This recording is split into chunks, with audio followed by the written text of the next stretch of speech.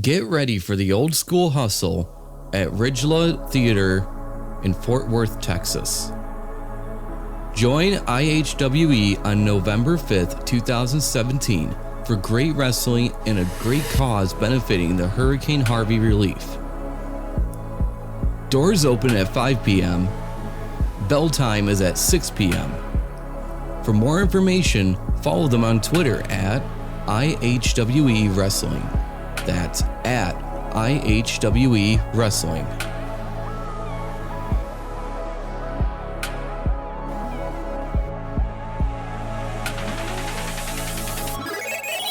This podcast is scheduled for one fall. Introducing first.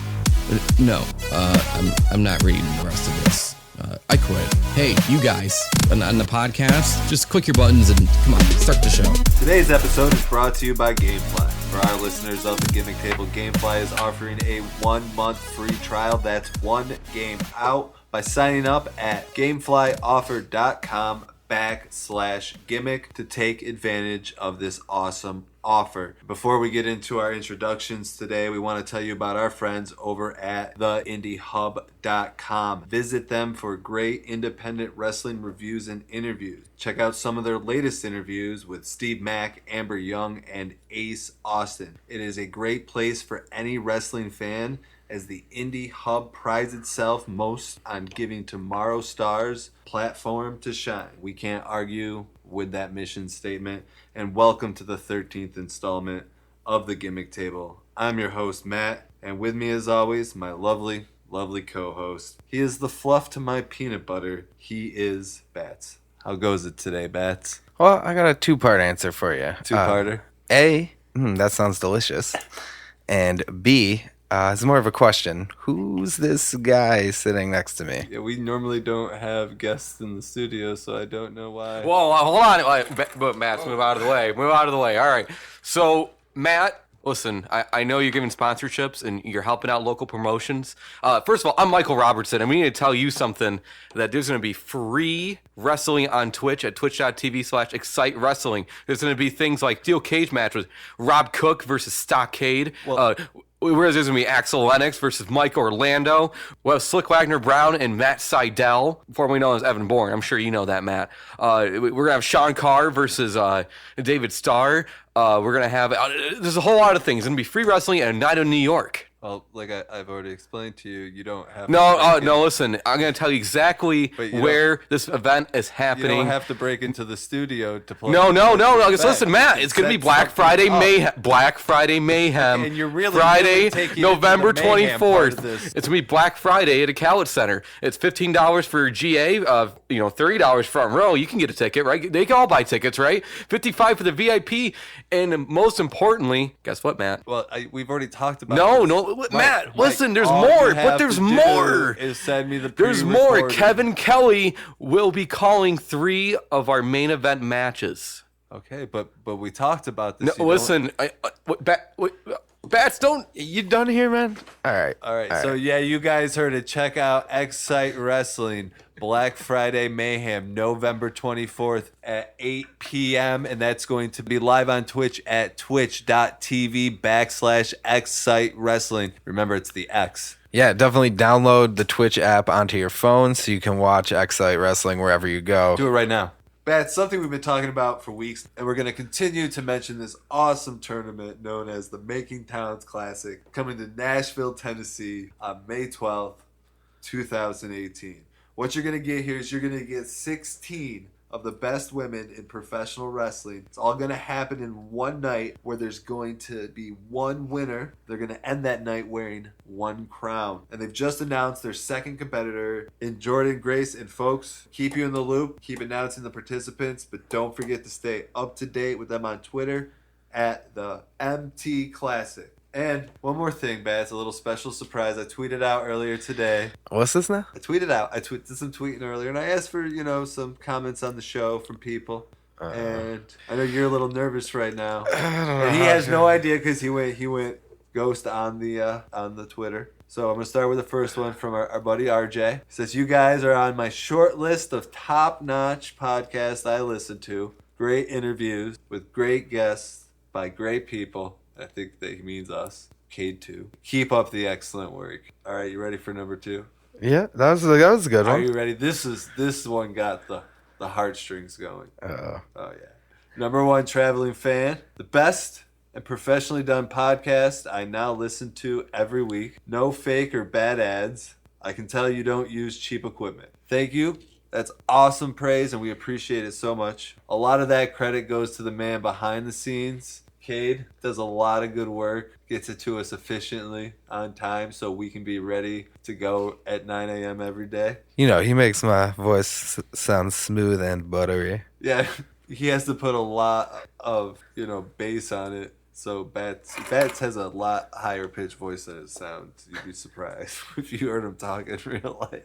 It's like a 12-year-old boy. That is absolutely not true. Then we got Papa Hales telling us we're doing an amazing job and that he loves the in-depth interviews. Thank you. Thank you, Papa Hales. Thank you for all the support. Then we got Daryl, loves the podcast and he's looking forward to the new episodes. And he loves hearing the stories from the up-and-coming wrestlers. And then he had a comment again, ran out of characters, in which he responded with, P.S. How far away are you from the 10,000 download target? Ooh. Unfortunately, we don't talk about the numbers. Matt knows that his life is inching closer and closer to ultimate doom. We appreciate all those great comments from some great people out there. Yes, thank you for all the support. We love it. We love doing it. We love that you love it. All right, we mentioned Twitch earlier. We got hijacked by some crazy man that belongs in a straitjacket, but it doesn't matter. Our guest today, he's going to be live on the Xcite Twitch at Black Friday Mayhem in Oneida. Can't see it live, you got to catch it on Twitch. Making his tag team debut as part of Boots and Lariats with Ray Ross. Please join us in welcoming to the Gimmick Table. He is Pat Sawyer. How you doing today, Pat? I'm doing pretty good. How are you guys? Doing pretty Doing good. good, man. Yep, so glad you could join us, taking time out of your busy day to join us. It's a pleasure to have. It was a good opportunity to be on the podcast, so I'm excited. Yeah, they're fun. This is your first podcast ever? This is my first podcast ever. I'm popping my podcast cherry. All right, we are proud to help you in that journey. Yeah, no, we seem to be the go-to people to pop that podcast cherry. You guys are pretty good. You guys are a pretty good podcast. I hear a lot. I listen a lot. Thank you. I appreciate you saying that. We appreciate that. That's awesome. Thank you again to Austin for hooking us up with this interview. He always gets a little mention for all his hard work behind the scenes, saving my ass from having to do more work. Austin is a great guy. He is a real great guy. He is awesome. I can't believe you would say that about him. He's sitting right next to me, and he can't hear what you're saying, but wow, I can't believe you would say that. I could totally just talk some trash about him since you can't hear me. That'd be great. Well, till Monday when it airs. We'll get right into the matter at hand here. So when did you first get introduced to professional wrestling? Oh, I got first introduced to professional wrestling when I was about 4 or 5 years old. I want to say back in 2001 or 2002. Every Monday, WCW Monday Nitro was on, and I grew up around that. It was awesome. I remember watching the final WCW Monday Nitro, and this old guy was on the TV saying how the fate of WCW was in his hands. And I was just thinking, wow, this is going to be another bad guy that the good guys get to take down. But yeah, no, that wasn't how it turned out. So you were a bigger fan of WCW than the WWE? Oh, I was a huge WCW guy. I didn't even know what WWE was at the time. So how were you then introduced to the WWE? I remember every Monday watching WCW Nitro, and then eventually on the TV every Monday was a show called Monday Night Raw. I had to re-acquaint myself with all of these new guys that I had no idea who they were. Now, when the end came for WCW, what did you feel? How did you feel when you saw, those guys you watched growing up in WCW make their way over to the WWE, and some of them, have really short stints? Oh man, I loved seeing, Sean Stasiak, Sean O'Hare, all those guys coming to the WWE. The whole invasion angle was, in my personal opinion, wasn't the greatest angle, but I really enjoyed seeing all those guys make a comeback to the WWE at least, Yeah, it was kind of cool to see. Who were some of the guys growing up that you idolized watching? I was a big Sting guy. I loved Sting. I liked him, and I was a big Kevin Nash guy. I used those two as a big part of my look and a big part of my moveset. Those two, and I would say when I started watching WWE, I would say Shawn Michaels. Those are probably my top three guys that I enjoyed watching. And what about now? Who do you enjoy watching now? Actually, I enjoy watching Japan stuff. I like watching Okada. He's a big guy that I like to watch. I actually like watching Luke Harper, Brody Lee. He's a local guy, and I feel like he does a lot of athletic stuff for being above 6'5". Yeah, it's a shame that he's no longer, really seen on SmackDown. I think that's what he's on now, because I can't remember since it's been so long. I'm honestly hoping that he's on his way back to the independent, so I get to meet him, So when did you realize that you didn't want to be just a fan, that you wanted to become a professional wrestler? I wanted to be a professional wrestler since starting that when I was 4 and 5. And about when I was, 13, I got a more realistic passion for football, and I thought I was going to be a football star.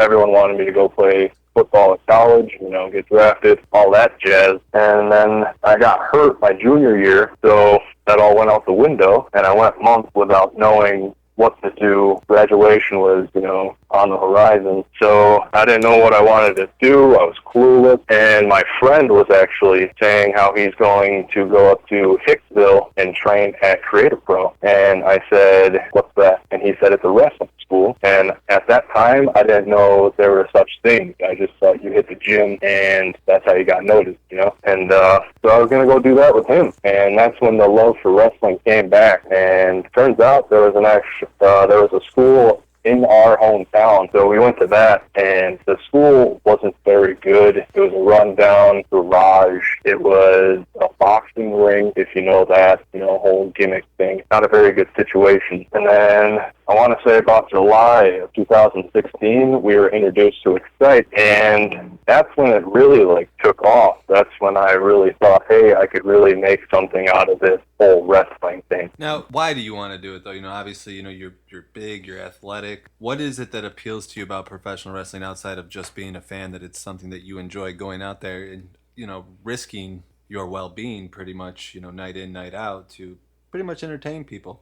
I would say the larger-than-life character. I feel like you guys probably hear that a lot, but it's really true, thinking that these guys are almost invincible and, they can't be hurt. I think that it's really cool to be a part of that, and the fans think that you are a larger-than-life guy that is willing to do anything for them. Now, your training has since moved. Now, you do train up here in Binghamton, actually. Yeah, I train at the 607 Strong Academy. Tell us a little bit about the school. So the school opened up July 30th of 2016 for the second time. I don't remember when it opened up the first time. I wasn't around for that. The school is a solid place. It's not bad, and then again, it's not, the perfect school.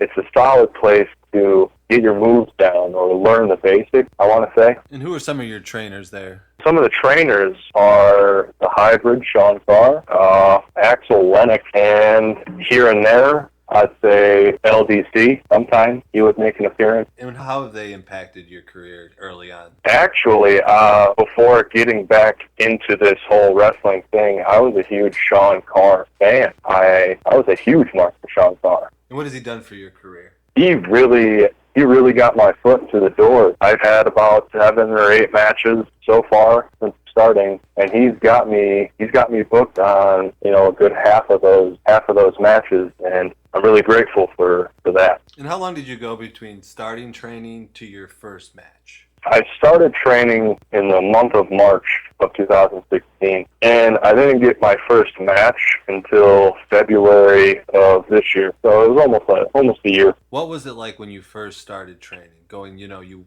walk into a wrestling school, and it's something that as a fan, but you kind of had no idea about what the inner workings are at that time. Describe kind of what that feeling was like. It broke my heart. No, it was really cool seeing how the ring was set up and how things worked on the inside. It was really cool seeing the show from behind the curtain rather than next to the ring or on TV. I always did football, but I always incorporated my wrestling into football. Me and my buddies would actually, during our water breaks at football practice, would wrestle for the underclassmen, and we put on a show during water breaks. We had these big, crash pads for football that we would literally just mess around on. I mean, that's better than the one guest we had who, did it to his friend, did an F5 to his friend's girlfriend. Really? Yeah. She no-sold him. Oh, man. The worst case scenario right there. Couldn't even play along. Describe in one word, one feeling, what was going through your mind when you were about to debut. Throw up. Yeah, throw up is a good word to sum up how I was feeling about my debut. Vomit on your sweater already, Mom Spaghetti. Yeah. He speaks. It was pretty close to that. Now tell us some takeaways from that debut matchup. What did you kind of learn your first time there in the ring? Oh, man, I learned not to wrestle with Rob Cook. No. I learned a lot. I learned, how to talk in the ring. But, if you forget something, they're going to be there to help you out. I learned a lot of improv, take the chances. The ref turns his back on you. You do some heel stuff. I learned a lot of tactics on my first match, and I learned a lot of in-ring talking. That was really cool. Yeah, I mean, that's actually kind of like an overlooked aspect of everything is the theatrical part of it, because that's really where you make your character, like you said, like larger than life, is doing those promos. Oh, yeah. So much today, wrestling, it's more the spot and not as much storytelling. I was always brought up training-wise to tell the story, and as a big man, I feel like there's a lot of good stories that I could be helping, and today's wrestling just isn't as catching. I don't know if that's the right word. What are some of the intangibles that you believe that you have early on in your career? Something that maybe can't be taught, but that you have, been gifted with physically, mentally, that makes you believe that you're going to be somebody who's going to be able to be part of those bigger storylines? I mean, other than the fact that you're huge. Early on in training, I feel like I got the hang of things really quick. I got the basics down within probably a month or two. And when my trainers would say that I had this natural ability, the way I move in the ring is it's very, very natural. Like, they always say I belong in the ring. They always say that I look like I belong in the mid to late 90s. Do you think a lot of that comes from your football background, or just that's how you are? Yeah, actually, I believe that some of it comes from a football background. The confidence definitely is a big part of it, and I always had that in football, and I think that just carried over into the pro wrestling. So here we go, your gimmick. Elaborate for us. Who is Pat Sawyer? Pat Sawyer is the mysterious big man. He's got the generic big man type, long hair. He's just a mysterious big dude. You don't want to mess with him. You really don't. Now, what would happen to, say, for instance, if my co-host, tried, hitting you with a chair or something? I don't think that'd be a wise idea, first of all. You've seen what happened. Rob Cook at World War X, Xcite Wrestling, he hit me a couple times with a chair, and Rob Cook didn't last much longer after that. So I feel like that right there can describe what would happen. I mean, I wouldn't, try and actually do that. Hopefully. I don't think you would. I hope that you wouldn't. You seem like a nice guy. The only person I want to hit with a chair is Matt. What? He's not a very supportive co-host. What a shame. So what are some of your favorite signature moves to perform? Oh, obviously, as a big man, you got to throw that. I got to throw the size 16 boots in everyone's face as much as I can. I like giving people elbows. I got nice long arm feet. I got nice elbow throwing arm. A lot to do with the big size 16 boot. Yeah. So with your boot kick, what's the highest you can kick? I'm pretty sure I could get up to my size, which is 6'9". Wow. So I'm pretty sure you could like roundhouse over my head. Oh, I'm pretty sure I could, clear a lot of people. So I feel like that'd make a really cool promo video if we see how many people we can line up and have you high kick over all at once. I think we could break a world record with that. All right, so we're gonna figure out what the world record is. That I'm gonna figure out after this. You're gonna find out that world record is by some like really short Japanese dude that can jump super high. Well, there's gotta be a record where like your 1 foot can't leave the ground. Oh yeah, I mean, since you're so tall, you probably could get up there towards the record of highest. Oh, no doubt, in my mind. We're gonna do this. We're gonna We'll have to, we'll have to experiment with this. The first Gimmick Table experiment. The Gimmick Table Labs. Yeah, we need a lab show. The Gimmick Lab Table? I don't know. We'll have to play around with the name. All right, so what are some of your habits, rituals, whatever you want to call them, that you've kind of developed early on for your match preparation? Match preparation. Usually, I'll be setting up the ring, but when I don't have to do that, I get there, get to the venue, shake hands with everyone, and I'll usually just go upstairs and sit in the locker room by myself. I'm a pretty solitary guy, so I'd go up there and just sit and personally think of things to do to help out the match that I'm doing that night. Later on, obviously think about the match, but I put my pants on, put the boots on, and I get in the Pat Sawyer mind. I usually go off on my own, some place where no one else is, and I just think.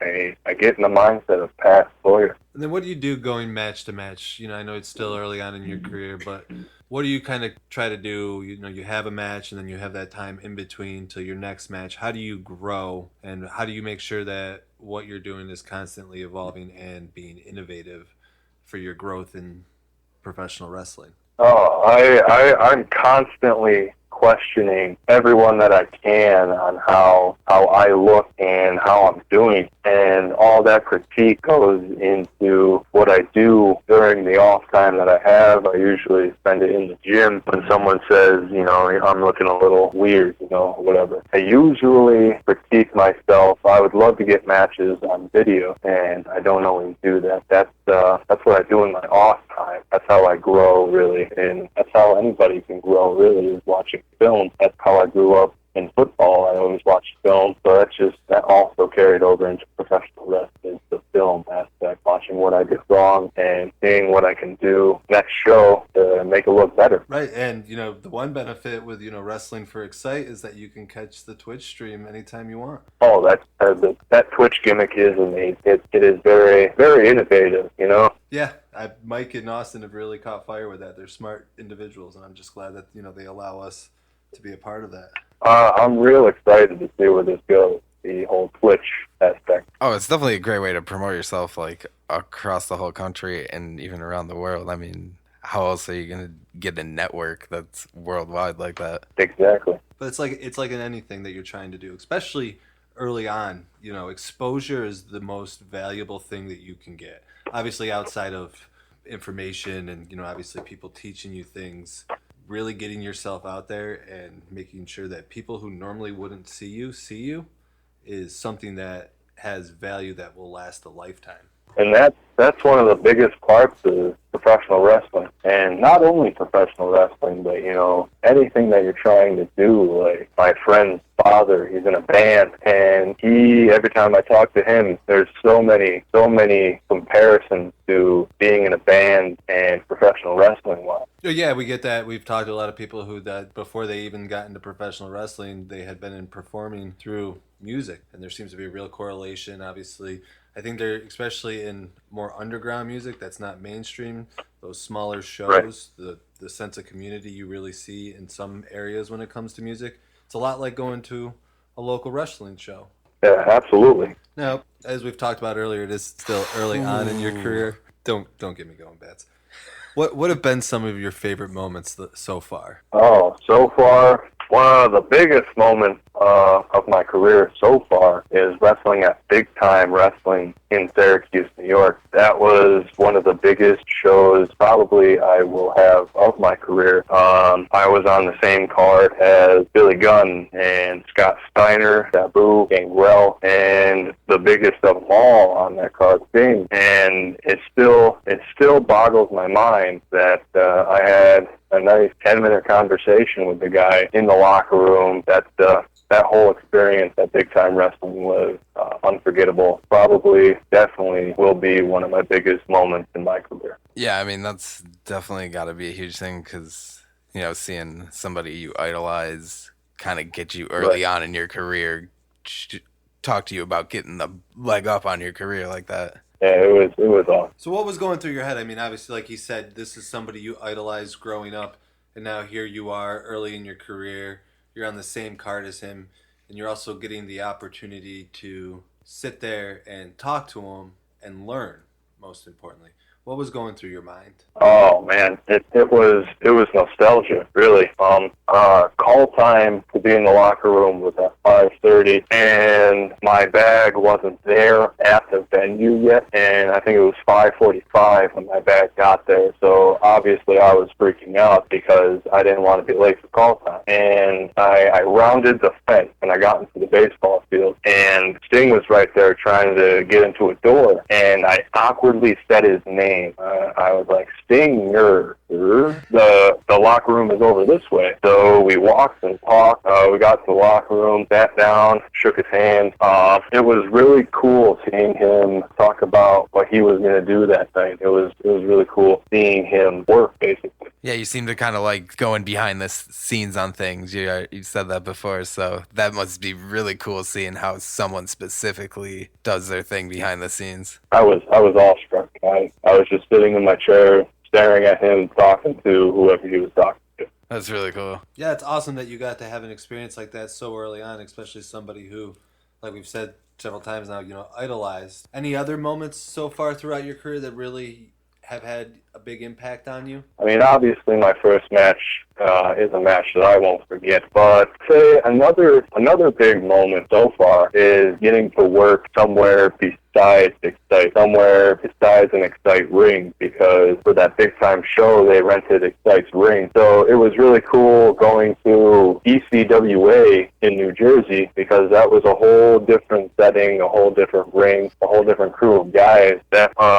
obviously changed a little bit how I work too. It was a different crowd setting, in Binghamton for Xcite, you got like the Marky Mark guys that are real independent based, and ECWA I say is more family based. And what's that like? Okay, so you got one promotion that's more maybe for the hardcore fans, where the other one is kind of, okay, let's bring the kids out and watch some, wrestling. Definitely different, going into a locker room and the promoter saying you don't have to watch your mouth, really, have a filter, but you don't have to filter everything, to having a promoter say watch what you say, watch what you do, watch your mannerisms, any of that. It's definitely something you have to learn in the business, learning to work both styles. You got one where you're kind of limited by what the promoter wants his product to be, where the other one kind of gives you the ability to go out there and do what is maybe become more natural to you and takes less, thought process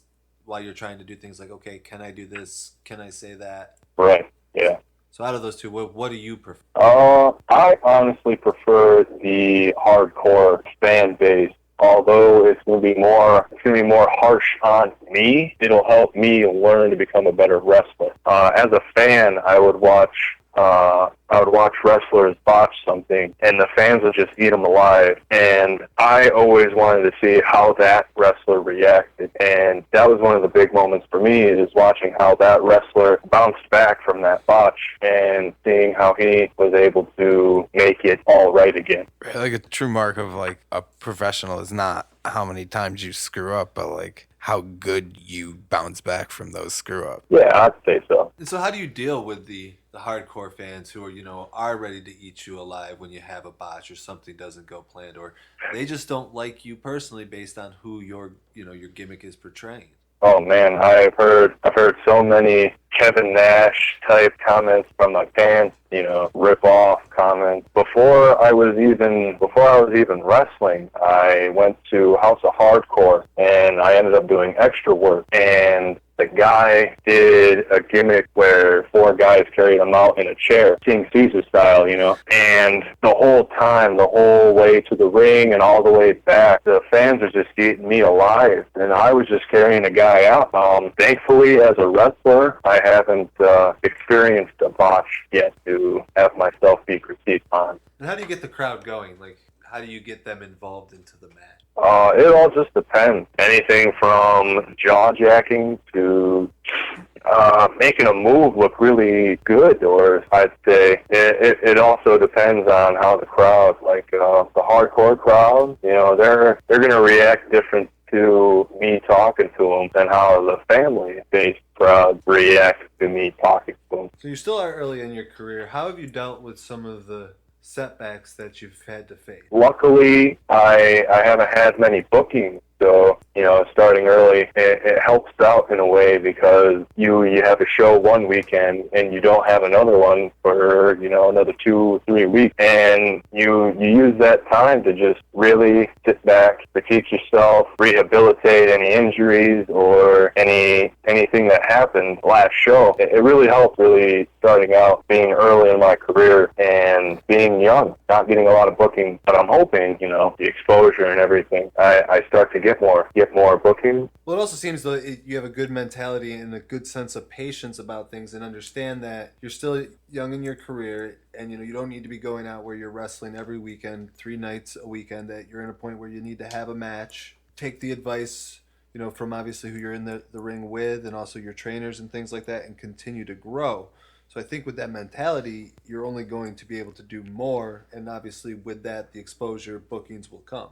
Oh yeah, that mentality I see a lot. I rarely see the negative guys. I've definitely seen, only being a little over a year in the business, I've definitely seen some of those negative. I've been in this business for so and so amount of years, and I deserve this and I deserve that. And it's again where you've been brought up. I guess where I was brought up, I was taught to appreciate things and not take things for granted. I'm very grateful for how I was brought into this business. And kind of elaborating on that, because a lot of guys we've talked to, the one thing they say is that especially early on, you got to just basically listen to what people tell you. You have to differentiate what advice is good for you and what other advice might not be so good, could potentially be toxic. How do you know what advice is good for you and what advice could be potentially toxic? I usually base the advice that I'm giving on the guy that's giving it to. Usually the guys that have been giving me advice are pretty trustworthy guys. They've been a lot of places, they've done a lot of things, and they're the positive type of guys where they've been in the business 5, 6, 7, 8 years, and they hate to be called, vet. So I usually base the advice that I'm given on the guy, because that's again how I was brought up. If I think that the guy that's giving me advice is a D-bag, then I'll take it and I'll consider it, and sometimes, rarely, I'll ever apply it. But yeah, it really depends on the guy. And that's solid advice actually for any real life people is, consider the advice from the source. Right. And obviously in wrestling, I feel especially, is reputation of the people that are around you, the people that you're training with is important. And I think if there's toxic elements in anything in the world, no matter where you go, any work environment you go into, you're going to find some toxic element. It's just, I think that you have to be able to kind of take that, let it just roll off you, and continue to progress, and understand that there's going to be people out there that don't want you to succeed because it may hinder their success. Oh yeah, totally. And how do you deal with that? How do you deal with, that toxicity? You just gotta brush it off. There's always gonna be those guys that are trying to secretly hold you back without actually telling you. And I just try my best to stay away from those guys. If I get a shady feeling from a certain guy, I'm gonna tend to stay away from him. I've met guys who aren't terribly big in the business that I get better feelings from than guys that have been in this business 10 or 20 years. All right, guys, we're going to take a quick break to hear some words from our sponsors that help keep this content free. For you, the listeners of the Gimmick Table, Gamefly is offering a premium free 30-day trial to give you the opportunity to check out their service. To get your free trial today, all you got to do is go to gameflyoffer.com/gimmick. Yeah, guys, instead of buying 2 to 3 games a year, you can get an entire year's worth of the Gamefly service and rent as many games as you want with no late fees. If you like the game you rented, you can keep the game at a heavily discounted rate, and GameFly will send the original game case and manual at no extra charge. Members receive huge discounts on used game sales. Never get burned buying a bad game or getting stuck with a game that only takes a few days to beat. You can always be satisfied with GameFly. And to get your free trial, again, all you got to do is go to gameflyoffer.com/gimmick for your free 30-day trial. And this episode is also brought to you by our good friends at Advantage Media Solution. Whether you're a startup business, already established company, organization, charity, or an individual looking for public relation assistance, Advantage Media Solution offers you solutions that you are looking for. Their team offers unparalleled creative solutions to all of their clients and is determined to see every job through to its success. They have marketing and advertising. They take care of all of it for you. Marketing strategies, mobile marketing, search engine optimization, email marketing, branding, social media marketing, traditional advertising, and content writing. They handle public relations as well, from building your online presence, gaining interview exposure, press releases, agent work, running of your social media, talent booking, image consulting, image repair. Be a part of the AMS family. Advantage Media Solution considers every client a partner. Your success equals their success. They take a personal interest in each and every one of their partners, and together they form a unique team and family, and we here at the Gimmick Table can vouch for that. For more information, visit their website at www.advantagemediasolutions.com or give them an email at theadvantagemediasolutions@gmail.com. So just ask yourself, guys, what's your advantage? And back to the show. Now, what are some of the milestones that you would like to achieve within the next 5 years of your career? What are some of the goals that you've set for yourself? Definitely get more booking. I definitely need to get out there more. I want to at least go and try out or either do a camp for Monster Factory or Ring of Honor or even do a tryout for WWE. That is hopefully within 5 years of my career. I definitely want to get some gold around my waist.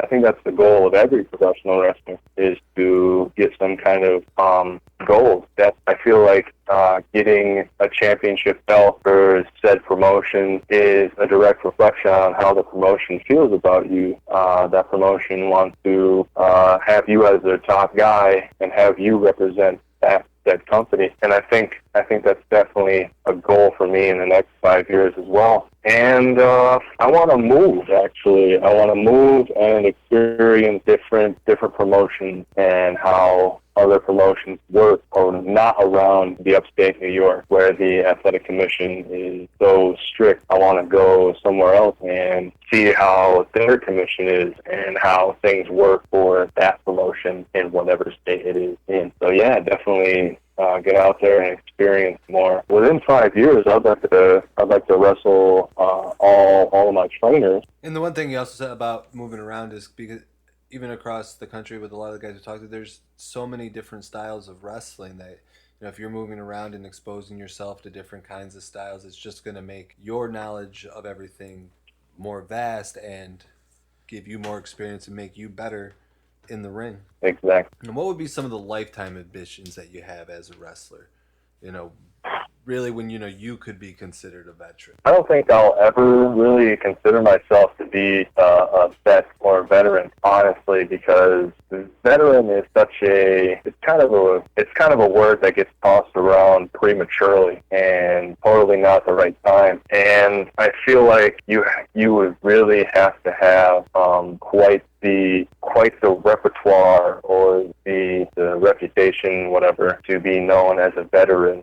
Personally, I don't think I'll ever call myself a veteran. I'll probably leave that to other people to decide. Being a veteran is definitely knowing the business, and so many people use that word that sometimes don't even belong in the business. But some of my lifetime goals, obviously, I think any professional wrestler's goal in their lifetime is to get on TV, right? I feel like that is the ultimate goal, is to get on a TV channel at least. That's one of my biggest goals, is to get on television. And what would be a dream match for you if you had a couple of guys that would really sealed the deal for you that if you could stand across the ring from them, who would be those guys?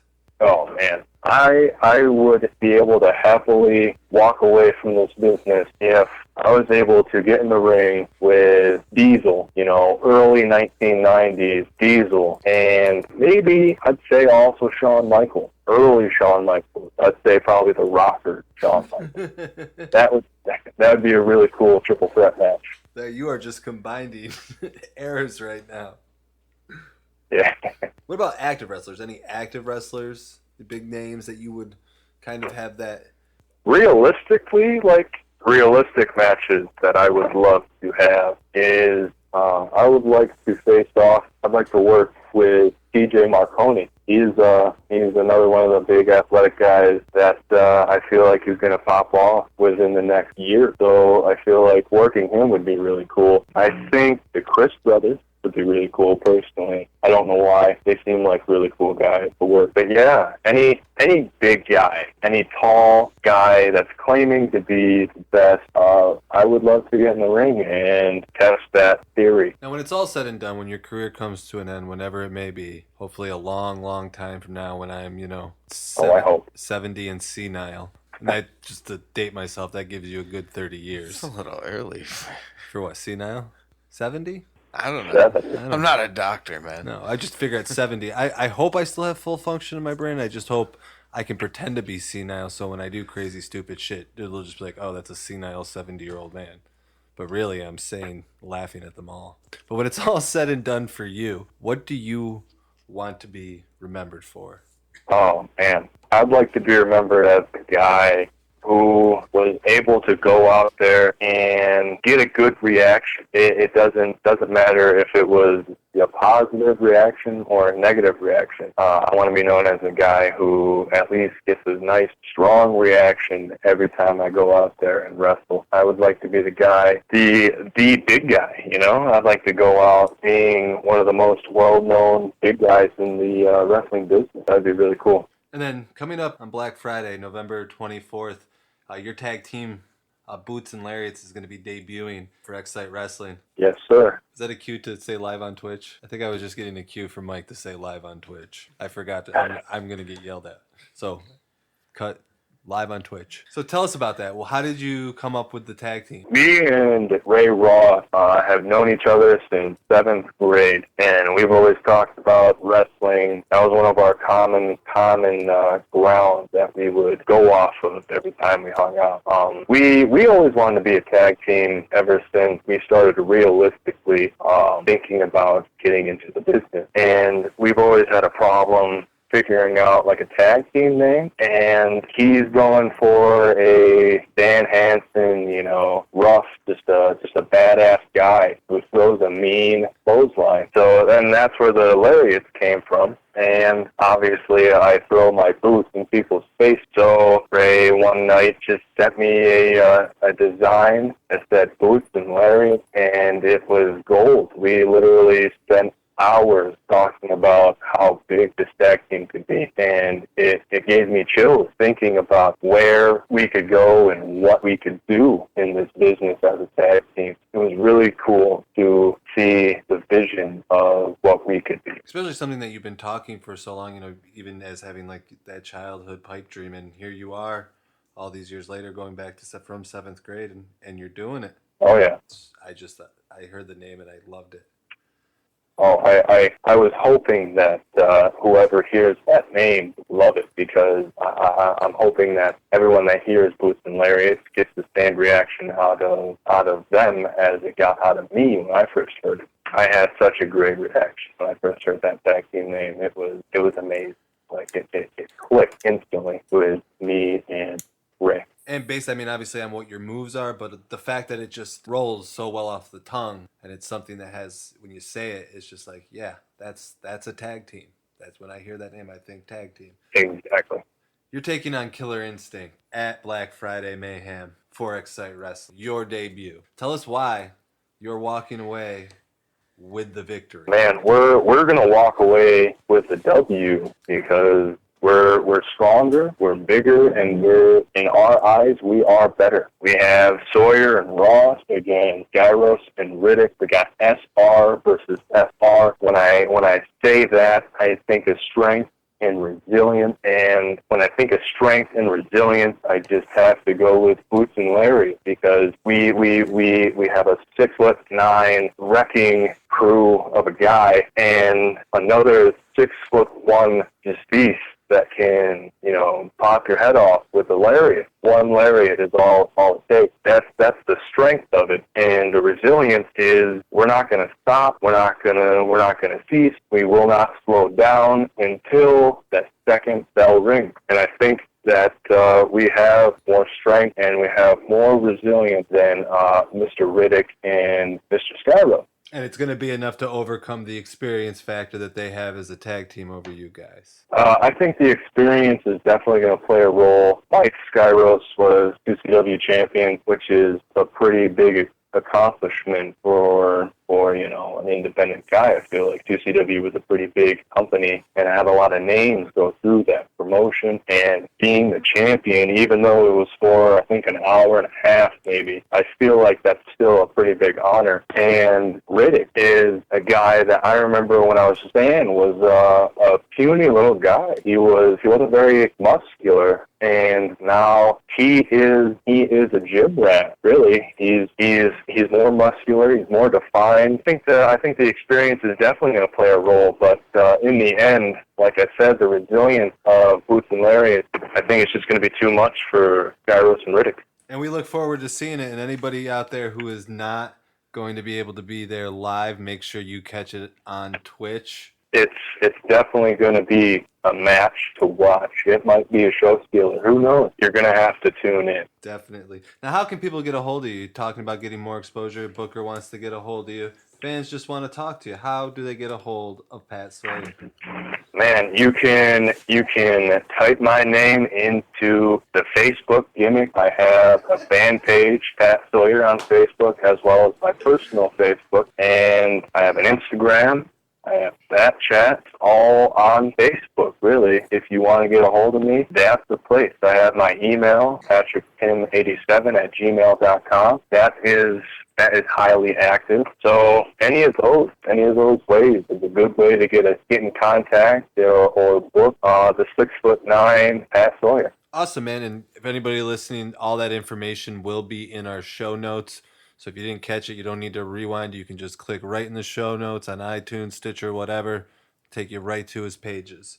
Now what we're going to do is I think my co-host Bats has been working diligently to craft a game. So let's see what he's got for unhinging the gimmick table today. I'm excited to see. Well, Mr. Sawyer, you said you were a football player. First, I don't know if we mentioned what position you played. What position I played? Yeah. I was a tight end and defensive end. Okay, so you quick. So you pretty quick guy too. Yeah, I would say I wasn't among the quickest, but I was definitely not the slowest guy on the team. All right. So we mentioned a few wrestlers throughout the evening, and I'm just gonna throw some wrestlers out there. Why don't we say what position they would play in football and what their end zone dance would be if they scored a touchdown? All right. All right. We'll start with HBK. HBK. I feel like you would definitely be a safety type of guy. I feel like he's got that quick. He's not very tall, but he's fast. Yeah, I think a safety would be very fitting for Shawn Michaels. I could see a D-back, definitely, yeah. I could also go a quarterback. Yeah, but he's not very tall. Could be like a Russell. I think if we're going quarterback route, I think he could scramble very well. I think he would be a very good scrambler. As long as he doesn't lose his smile. Kevin Nash. Kevin Nash, definitely an offensive lineman. I'd say probably an offensive tackle. Because who's going to get past him? Yeah, all right. Okada, definitely. Oh man, I would have to go with either a cornerback or the running back. I feel like he's got that weird mindset of a cornerback. He's fast, but he's crazy, and I feel like he can also make people miss as in the backfield. I feel like he could definitely break some ankles, in the back. pretty squirrely. Yeah, like could get through a line even if it's already bottled up.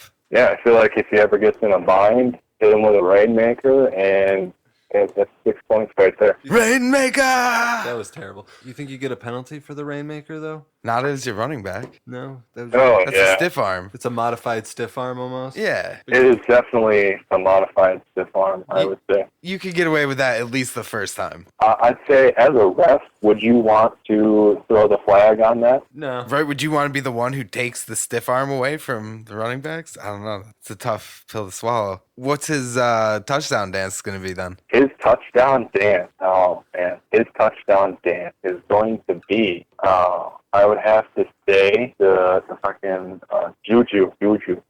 Explain. Explain? Yeah. I don't know. I just see him doing that because he is such an out there, he's such a crazy guy. He's one of those crazy Japan guys. All right. So finish up here. Sting. What would he play? And I'm assuming you're going to do something offensive there. And what would his end zone dance be? Sting, I feel like, has the leadership qualities of a quarterback. I feel like he would be a very good quarterback. He's a taller guy. I feel like he'd be a good quarterback. I feel like he's got that speed to get out of the pocket, get the first down. And I feel like he'd have a pretty good stand. Yeah, man. He's pretty elusive too, kind of sneaky. Yeah, and you guys are gonna make me think on this stuff. His touchdown dance. His touchdown dance, I feel like, would be the moonwalk. All right. Yeah. I feel like deep down he might be a Michael Jackson guy. I don't know. I just feel it. I see it. I don't know. Maybe he could be wearing like a harness under his uniform, and he could hook up to the sky cam real quick and like float away. Yeah. Comes down onto the field with the baseball bat. I don't need an offensive line. All right, that's going to wrap it up for us here today on the show. Pat, thank you for joining us. We had an awesome interview. Again, we're so glad that we could be your very first podcast, help you pop that podcast cherry. I'm so thankful to have had the opportunity to be on the Gimmick Table. It was a great experience. Yeah, another notch on our microphones. All right, guys, that wraps it up for us here today at the Gimmick Table. Thank you again for listening. And we can be found on Twitter at @gimmick_table. You can also find us on the Facebook Gimmick by searching Gimmick Table Podcast. Our show can be listened to on YouTube, iTunes, and Stitcher. And guys, you can also listen to our episodes at our very own website, gimmicktablepod.com. This website also has links to our Patreon account, which has exclusive offers to our Patreons, including contests, and we're going to be giving away exclusive t-shirts in the future, so make sure you join. It's cheap. We only want $1 a month. We're going to give you a lot of cool stuff. And we have t-shirts available too on the site, so make sure you check those out. There's a link there to our shop. And when you're done with us, you want to move on to some other wrestling podcasts, we got some guys that you got to check out. We have our friends, the Wrestling Nerd Alliance. They're all the way from the 8 Mile in Detroit. You can find them on Twitter at WNA Podcast. They're also on Facebook at Wrestling Nerd Alliance. And the show can be heard on iTunes, Stitcher, and Podium. Yeah, guys, make sure you check out Wretched Wrestling. They're on Twitter at Wretched Wrestle. They're also on Facebook at Wretched Wrestling, and you can watch all of their live shows on Periscope. Check them out on iTunes, Stitcher, and YouTube as well. And guys, keep hounding them for Alex Jones impressions. We also got S Marks the Spot. They can be found on Twitter and Facebook at SMarkSpot, and you can hear them on iTunes, Stitcher, Google Play, and Podbean. And now we come to Matt's favorite title, Rise Bar.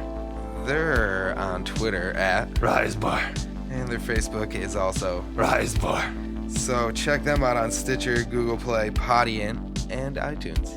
And then we're going to take a trip down under to our friends from Australia. We got the Brocast Podcast on Twitter at the Brocast and on Facebook as well.